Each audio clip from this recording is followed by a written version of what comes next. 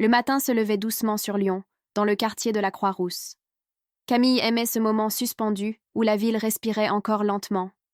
Elle buvait son café près de la fenêtre, enveloppée dans un vieux gilet, observant les toits ocres et les antennes.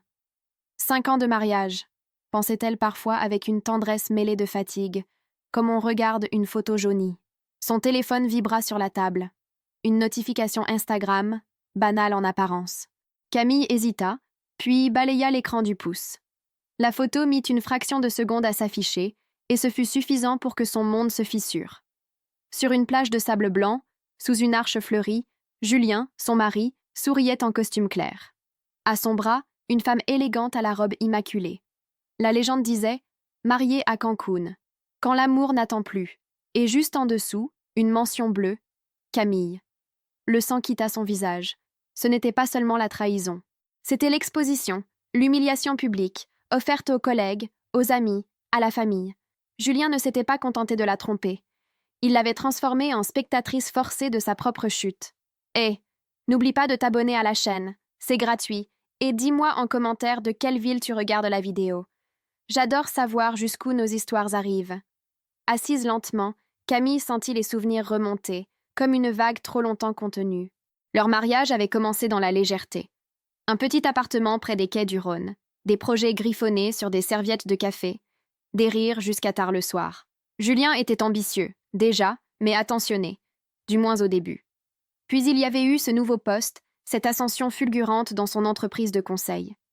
Les dîners annulés, les silences prolongés, le téléphone toujours posé face contre table. Et surtout, Véronique, sa supérieure hiérarchique. Julien parlait d'elle avec une admiration qui sonnait faux, presque intime. Elle est brillante, disait-il. Une vraie leader. Camille avait tenté de raviver ce qui s'éteignait. Des week-ends improvisés en Ardèche, des messages tendres, des attentions simples. Julien répondait par des sourires absents. Il avait oublié leur anniversaire de mariage, puis annoncé un voyage professionnel au Mexique, sans la regarder dans les yeux. Sa sœur lui avait dit, un soir au téléphone, « Camille, ouvre les yeux. Personne ne part à Cancun pour un simple séminaire. » À présent, la preuve brillait sur l'écran, cruelle et définitive. Camille ne pleurait pas encore. Quelque chose en elle venait de se briser net, laissant place à un calme étrange, dangereux, comme le silence avant une tempête. Camille resta longtemps immobile, le téléphone posé sur la table, l'écran toujours allumé. Les commentaires défilèrent déjà sous la photo. Félicitations, cœurs, émojis de champagne. Des collègues de Julien, des connaissances communes. Personne ne semblait se demander pourquoi l'épouse officielle était taguée sur cette image obscène. Cette violence-là n'avait pas besoin de cris. Elle se leva enfin et fit quelques pas dans l'appartement. Chaque objet racontait une histoire. Le canapé choisi ensemble chez un artisan de la Guillotière, la lampe rapportée d'un week-end à Annecy, les cadres jamais remplacés. 5 ans. 5 années qu'elle revisita malgré elle, comme un film dont elle connaissait maintenant la fin. Au début, Julien rentrait tôt. Il cuisinait maladroitement, riait de ses propres ratés, l'embrassait dans le cou pendant qu'elle goûtait la sauce. Puis le travail avait pris toute la place. Les repas s'étaient en effet silencieux, puis solitaires. Julien mangeait tard, souvent devant son ordinateur. « Tu exagères, c'est juste une période », répétait-il quand Camille osait parler. Véronique était devenue omniprésente dans leurs conversations. Toujours citée en exemple, toujours admirée. « Elle a une vision incroyable », disait-il avec des yeux brillants. Camille avait ressenti ce malaise diffus, ce pressentiment qu'on refuse d'écouter par amour ou par peur. Elle avait proposé une thérapie de couple. Julien avait soupiré. On n'en est pas là quand même. En réalité, ils y étaient déjà depuis longtemps. Le jour de leur 5e anniversaire, Camille avait réservé une table dans un petit restaurant des Pentes. Elle s'était habillée avec soin, avait attendu. Julien n'était jamais venu. Un message laconique était arrivé trop tard. Réunion imprévue. Désolé. Et maintenant, Cancun. Pas une réunion, un mariage. Une provocation. Camille retourna s'asseoir et inspira profondément. Elle sentit la tristesse se transformer, lentement, en quelque chose de plus solide.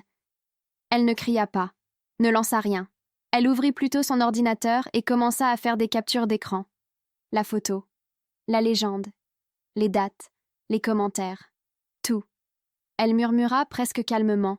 « Tu as fait une erreur, Julien. » Dans ce silence retrouvé, Camille comprit que ce n'était pas seulement la fin d'un mariage. C'était le début d'un autre combat, et cette fois, elle ne serait plus naïve. Les jours précédant cette matinée lui revinrent avec une précision douloureuse.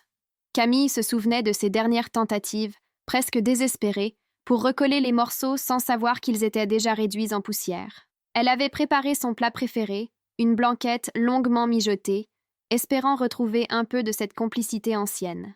Julien avait à peine touché à son assiette, les yeux rivés sur son téléphone. « Tu pourrais au moins poser ça ?» avait-elle soufflé. « J'ai une urgence », avait-il répondu sèchement. Elle avait essayé les gestes simples, ceux qui avaient toujours fonctionné avant. Un message doux glissait dans sa sacoche. Une main posée sur la sienne au cinéma. Julien se dégageait, comme si le contact le gênait. Son indifférence était plus violente que n'importe quelle dispute.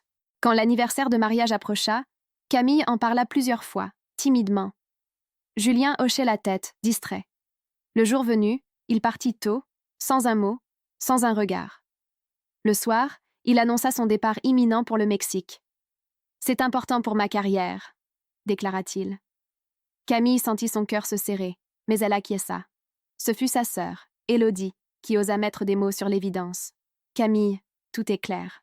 Ce voyage, cette femme, son comportement, tu mérites mieux que des mensonges. » Camille avait voulu croire à une explication rationnelle, à un malentendu. L'amour rend parfois aveugle par choix. Puis, ce matin-là, la notification était arrivée. L'image s'était imposée à elle, brutale, irréfutable. Le sable blanc, l'arche fleurie, le sourire de Julien. Et Véronique, rayonnante, sûre d'elle. Le texte provocateur, la mention de son nom, comme une signature de cruauté. Camille sentit ses mains trembler, mais son esprit restait étonnamment lucide. Elle comprit que ce n'était pas une erreur, ni une impulsion. C'était un message, une façon de l'effacer, de la remplacer publiquement. Elle ferma l'application sans la commenter.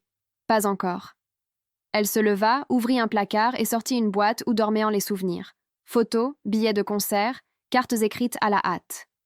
Elle resta un instant à les regarder, le regard humide, puis referma le couvercle. Ce jour-là, Camille n'était plus une épouse trompée. Elle devenait une femme qui observait, qui retenait, qui préparait la suite. Et Julien, sans le savoir, venait de perdre tout contrôle sur l'histoire qu'il croyait maîtriser. Le jour de son anniversaire de mariage arriva comme une date fantôme, déjà souillée avant même de commencer. Camille s'était réveillée avec cette lourdeur dans la poitrine, une intuition sourde qu'elle n'osait plus nommer. L'appartement était silencieux. Julien était déjà parti, laissant derrière lui une tasse sale et aucune explication. Pas un message. Pas même un mot griffonné. Elle tenta de s'occuper l'esprit, rangea mécaniquement, lança une machine, mais chaque geste retombait dans le vide. Vers midi, son téléphone vibra à nouveau. Cette fois, elle sut avant même de regarder. Son corps se tendit, comme si l'impact était inévitable. Instagram. Une nouvelle notification. Camille s'assit lentement, comme si ses jambes refusèrent de la porter. L'image s'afficha, plus nette encore que le matin précédent. Julien et Véronique, pieds nus sur le sable, face à l'océan turquoise. Un officiant souriant, des fleurs tropicales. Tout avait l'air soigneusement mis en scène. Trop parfait, trop calculé. La légende avait changé. Quand le courage d'aimer dépasse les conventions. Heureux de commencer cette nouvelle vie. Et toujours cette mention. Son nom. Exposé, cloué là, sous la photo, comme une provocation. Camille sentit un rire nerveux lui échapper. Bref, presque inaudible. Ce n'était plus seulement une trahison intime. C'était une exécution publique. Elle parcourut les commentaires, vit certains hésiter, d'autres féliciter sans retenue. Personne ne la défendait. Personne ne posait la question qui brûlait pourtant les lèvres. Ses mains cessèrent de trembler. Quelque chose venait de se figer en elle. La douleur était là, immense, mais canalisée, compressée par une lucidité glaciale. Julien avait choisi la mise en scène. Elle choisirait la stratégie. Elle fit défiler la photo une dernière fois, observa les détails, la date, le lieu, les personnes identifiables. Puis elle captura tout, méthodiquement. Chaque preuve, chaque élément. Elle sauvegarda les stories, les commentaires, même les messages privés qu'elle recevait déjà, maladroits ou curieux. Camille posa le téléphone face contre table.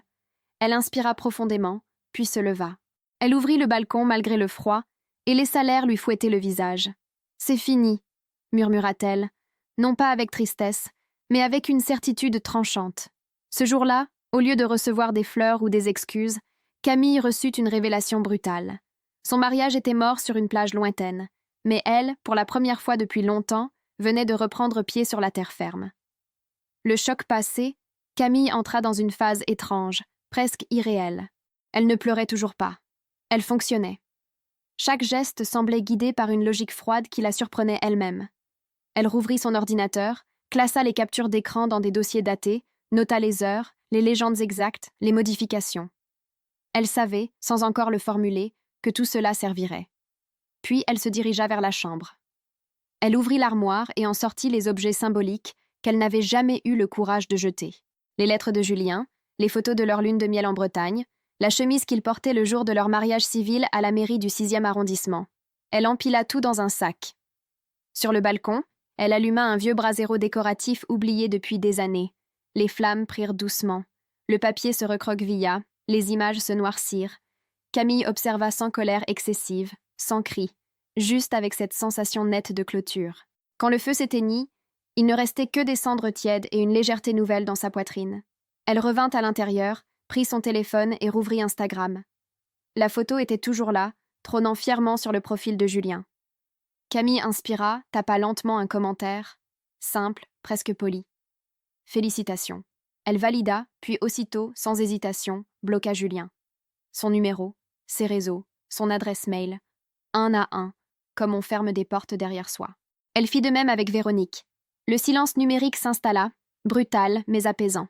Camille s'assit sur le canapé, le regard perdu quelques secondes, puis attrapa son carnet. Elle écrivit une liste courte, précise.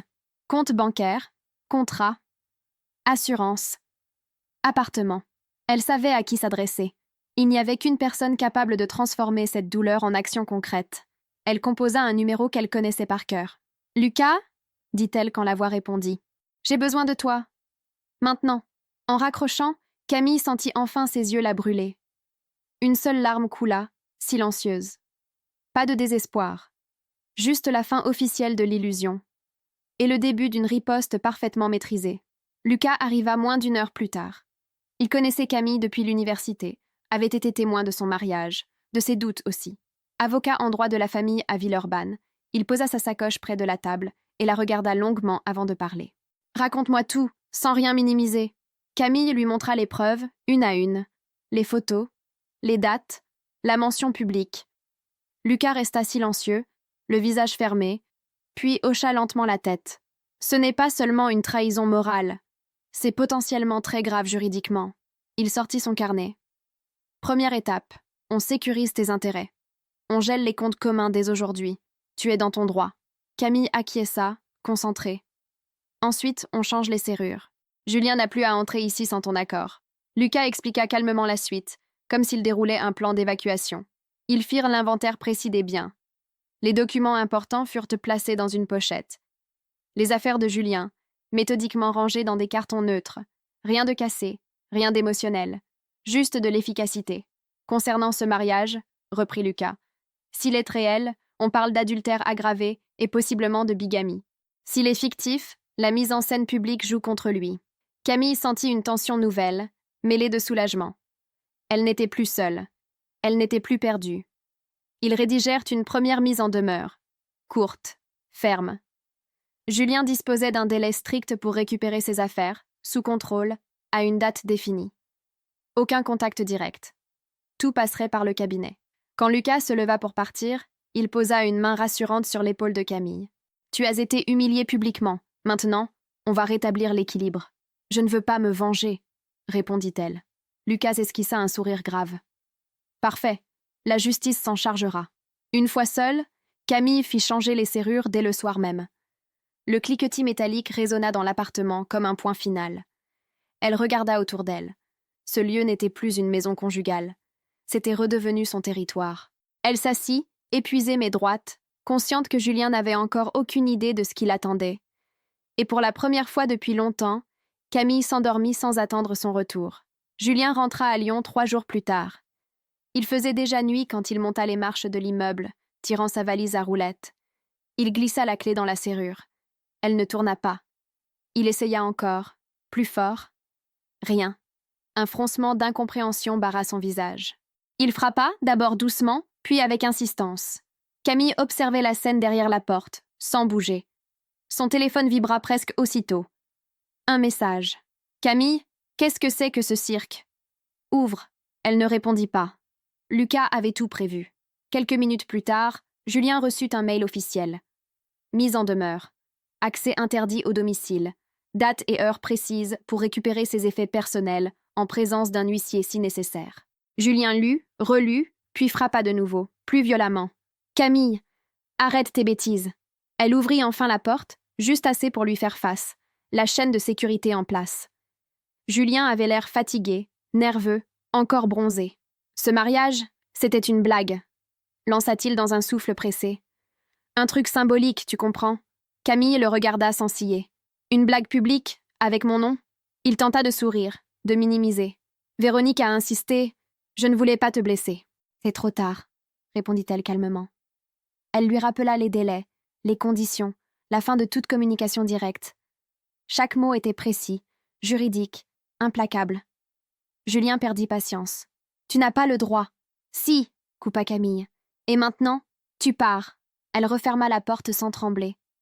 De l'autre côté, Julien resta quelques secondes, démuni, puis s'éloigna, laissant derrière lui un silence lourd. Camille s'adossa au mur, ferma les yeux. Elle n'avait pas crié. Elle n'avait pas cédé. Elle avait tenu. Dans les jours qui suivirent, Julien tenta encore. Messages via des amis. Appels masqués. Victimisation maladroite. Tout fut ignoré, transmis à Lucas, archivé. Camille comprit alors que le pouvoir avait changé de camp. Julien n'était plus le centre de son monde. Il était devenu un problème administratif, voué à être réglé. Et cette distance nouvelle, presque clinique, lui donnait une force qu'elle ne se connaissait pas encore. Une semaine plus tard, un message inattendu arriva sur la messagerie sécurisée du cabinet de Lucas.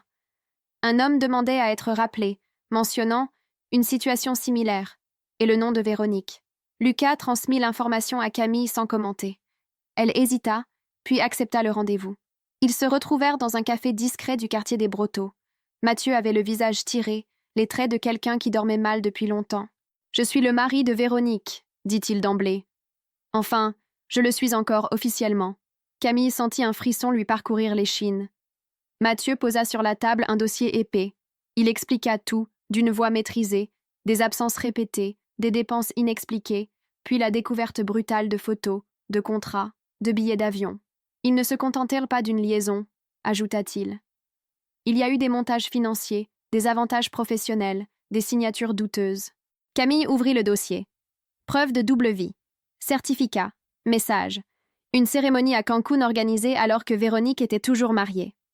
C'est de la bigamie, conclut Lucas plus tard, après examen. Et possiblement une fraude interne à l'entreprise.